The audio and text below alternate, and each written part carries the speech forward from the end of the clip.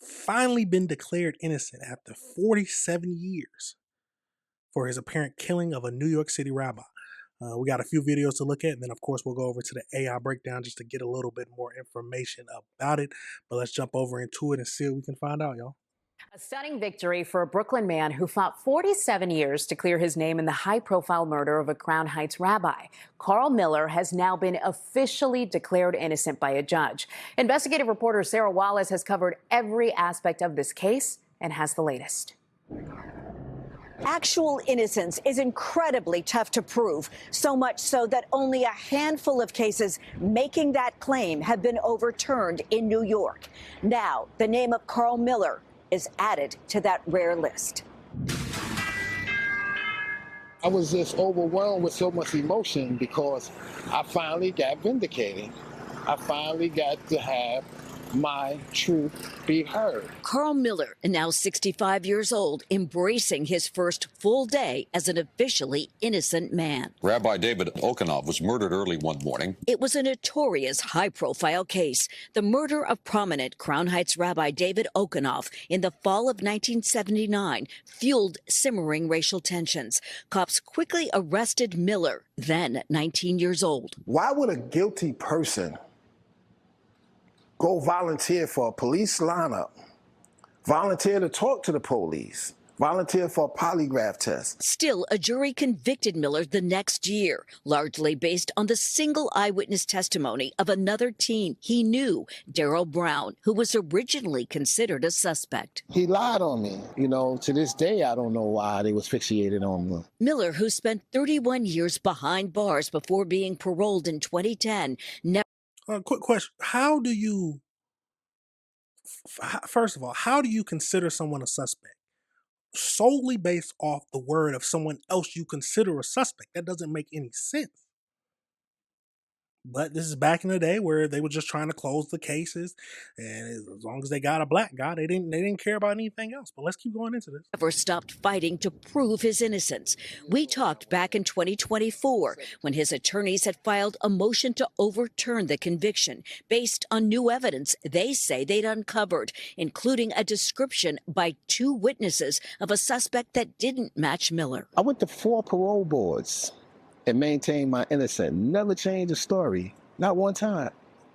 And if I would had to say that I committed a crime to get out, you wouldn't be talking to me now. Miller testified during an evidentiary hearing. So did Darrell Brown, who declined to speak to us. Late yesterday, in a 49-page decision, Justice Guy Mangano vacated the conviction on actual innocence, saying the court finds particularly compelling the fact that defendant consistently maintained his innocence at all of his parole hearings, even when he knew that admitting his guilt therein would have helped his chances of being paroled. Miller's lead attorney. We will probably never know who committed this crime because they were so focused on getting Carl that they disregarded any other possibility. By arithmetic, somewhere out there, somebody got away with murder. What would you say to the Ultimate? I would say to the Ultimate family that you need justice because my family and myself had finally got justice. I did not kill your loved one.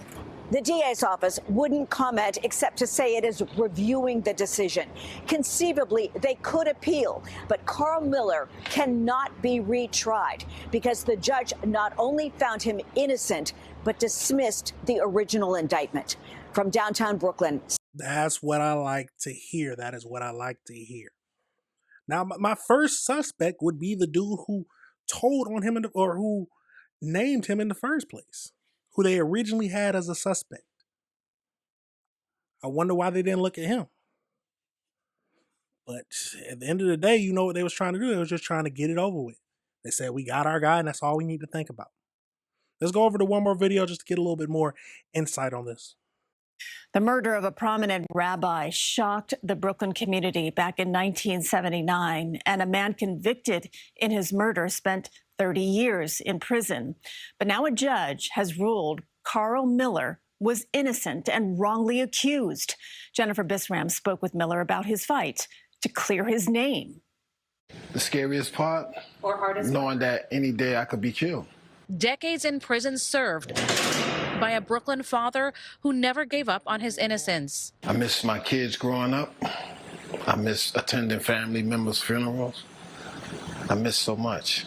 Carl Miller was convicted of killing a prominent Crown Heights rabbi in Brooklyn in 1979. It was Miller's 19th birthday. I volunteered for a polygraph to show that I had nothing to do with this crime. Went to the parole board 4 times, maintained my innocence because it's the truth. He served 31 years in prison, the system erasing his 20s, 30s, and 40s while the world went on. He was released at 50, but never stopped fighting to erase the stain on his record. I feel good. I feel relief. On April 1st, in a 49-page decision, a judge cleared Miller, now a 65-year-old grandfather, of any wrongdoing. He had an alibi at all times. The only evidence against him was one teenage witness who repeatedly changed his story, lied under oath, and was in contrast with undisputed eyewitnesses.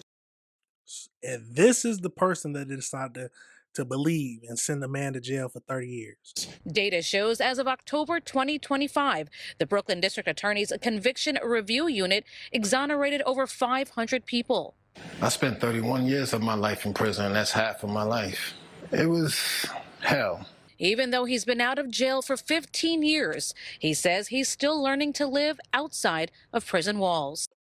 It's hard to change, especially going through something like that, having to spend 30 years of your life behind the bars, constantly watching your back. We all know prison changes you. Prison changes anyone who goes in. That's why a lot of questions on making sure that the people who actually go to prison are completely innocent. But it's sometimes people either don't care or it's hard to even prove that they're innocent. But let's go over into the AI breakdown just to get a little bit more information about this whole situation. So as we know, in April 2026, Carl Miller was officially found innocent, declared innocent in 1979 murder of Rabbi David in Brooklyn.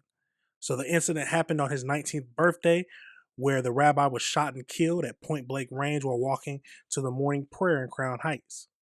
Miller was convicted in 1980, primarily based on the inconsistent testimony of a 16-year-old friend. I don't know if you can consider him a friend. Other witnesses described the shooter as roughly 5'9" and 150 pounds. Miller was 6'1", 174 pounds. Miller served 31 years in prison, maintaining his innocence the whole time, even through his parole boards.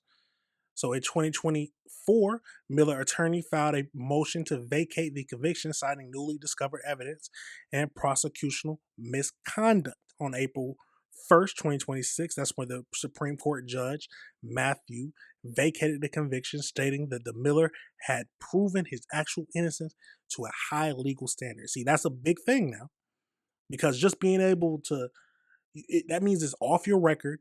No one can consider you a murderer. Because he served his time in prison. Some people probably might be like, why does it matter anymore? Because you're still considered a felon and a murderer. Someone who murdered a rabbi. But with that, now he's truly considered innocent. It's not much life left to live, but still he can move on with his life and put it behind him. The judge noticed that his consistent refusal to admit guilt, even to secure an earlier parole. That is crazy. Because a lot of people, you got to think about it. A lot of people, I might be even guilty of the same thing, just wanting to admit innocence just to get out of that hellhole. But he stuck to his guns. He knew that he didn't do it, and he would always confirm that he did not do it to anyone who asked. Would you be able to do the same thing? 31 years telling the same story, even though you know it's possibility you could have got out even earlier if you would have just lied and said you ended up killing him. Okay. Let me know your thoughts on that situation, y'all. Let me know how you feel about it.